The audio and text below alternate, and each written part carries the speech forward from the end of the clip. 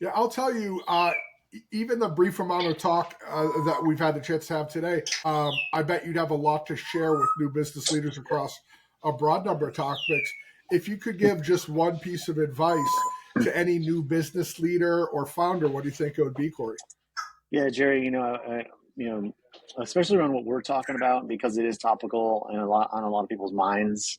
You know, it's important to build systems not just for business, but like we were talking about, like for ourselves too.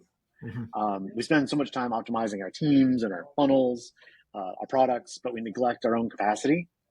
And the truth there is that our companies can't really grow faster than we can.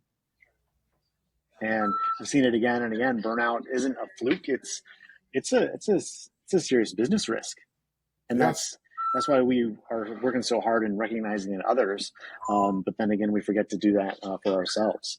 The other thing would be to lean in on that emotional intelligence aspect, these soft skills. There's survey after survey right now that say CEOs, the number one thing they're hiring for is soft skills. Have they looked in the mirror? Are they exhibiting those skills? So that's what I got for you. No, I couldn't agree more.